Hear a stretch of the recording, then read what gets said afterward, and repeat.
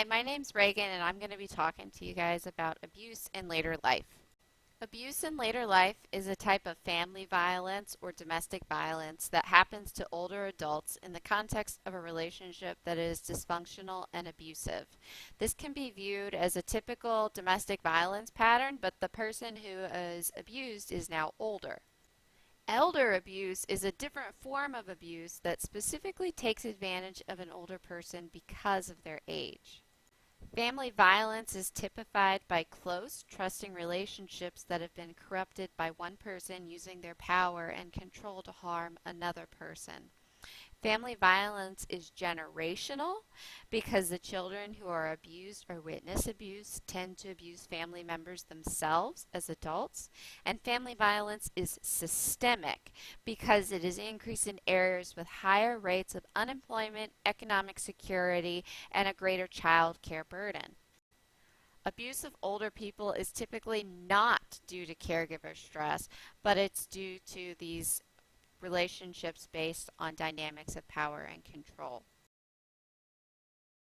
Abuse in later life is a term that Bonnie Brandel helped to coin to describe the needs of older people dealing with abuse. Abuse in later life is a term that we came up with many years ago, back in the 1990s in Wisconsin, when we started to work at the intersection of elder abuse, domestic violence, and sexual assault.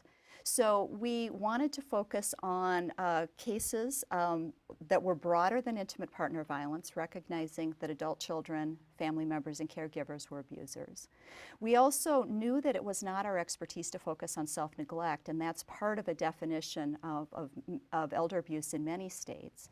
And we recognized that the Aging Services Network focuses on a population 60 plus, but there was a gap in services in domestic violence and sexual assault programs all the way down to the age of 50. So we coined this phrase, abuse in later life. To see the full video and more like it, you can go to the NCALL website. And I would like to make a quick note about language. I prefer to avoid the terms victim, perpetrator, or abuser because these are labels with a lot of bias behind them. People First language makes it clear that people can change, and the cycle of violence is more complex than one label can capture. Abuse of older family members and partners is sadly very common, and it tends to be underreported. Older people who are abused have specific needs. They might be physically or cognitively vulnerable, or they might be living on a fixed income, or they might feel ashamed that they're being abused by an adult child. People who are abused in later life include men, transgender people, people who are gay, people with children, people without children, and people of any age, race, or socioeconomic class. Similarly, people who abuse older adults are not always heterosexual adult men or their romantic partners. People who abuse family members can be women, gay people, juveniles, young grandchildren. Abuse can be perpetrated by older men who hold toxic views about masculinity, but it can also be perpetrated by women towards male partners or adult children towards their parents. Many domestic violence programs focus on the needs of younger, white, heterosexual women.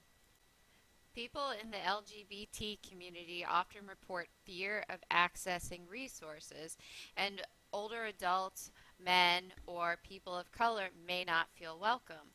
So, understanding cultural competence and intersectionality is important when working with older people who have been abused.